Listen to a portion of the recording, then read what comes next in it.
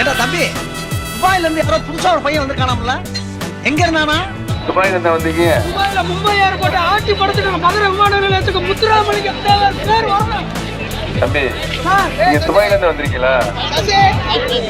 சாவி இல்ல. இது ஒரு சவால். தம்பி, கூலி போடு. கூலி கிளாஸ் முடியாது. ஆமா சார், பாக்குறதுக்கு பந்தாவா கோட்டு சூட்டு பூட்டு கூலிங் கிளாஸ் எல்லாம் போட்டு பாக்குறதுக்கு வேற மாதிரி தான் இருக்காரு. துபாயில இருந்து வேற வந்து இறங்கி இருக்கேன்னு சொல்றாரு. தம்பி, கூலி போடு. கூலி கிளாஸ் முடியாது.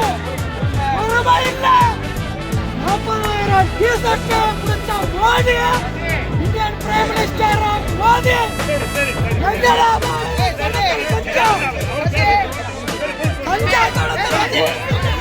ஓபிஎஸ் பிரச்சாரத்தின் போது ஊடால புகுந்து உறக்க கத்திய ஆசாமியால் பரபரப்பு. தம்பி, நீங்க துபாயில இருந்து வந்திருக்கீங்களா? சாவி இல்ல. இது ஒரு சவால். துபாயில இருந்து வந்தீங்க? துபாயில மும்பை ஏர்போர்ட் ஆட்சி படுத்துட்டு மதுரை விமான நிலையத்துக்கு முத்துராமலிங்க தேவர் பேர் வரணும்.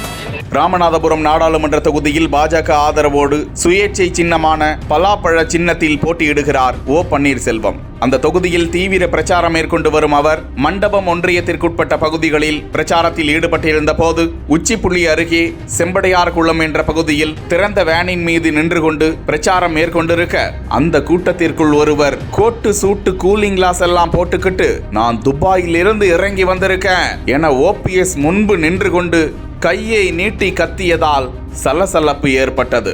ஓபிஎஸும் அவரை பார்த்து நீங்க துபாயிலிருந்து வந்திருக்கீங்களா என கேள்வி எழுப்ப அதனை கண்டுகொள்ளாத அந்த ஆசாமி மதுரை விமான நிலையத்திற்கு முத்துராமலிங்க தேவர் பெயரை சூட்ட வேண்டும், நாட்டில் கஞ்சா விற்பனை அதிகமாகிவிட்டது என பல்வேறு கருத்துக்களை கூறி கூச்சலிட்டார். துபாயில இருந்து வந்தீங்க? துபாயில மும்பை ஏர்போர்ட் ஆட்சி படுத்துட்டு மதுரை விமான நிலையத்துக்கு முத்துராமலிங்க தேவர் பேர் வரணும். தொடர்ந்து அங்கிருந்தவர்கள் கைத்தட்டி ஆரவாரம் எழுப்பி அந்த நபரை அமைதிப்படுத்த ஓபிஎஸ் பிரச்சாரத்தை தொடர்ந்தார்.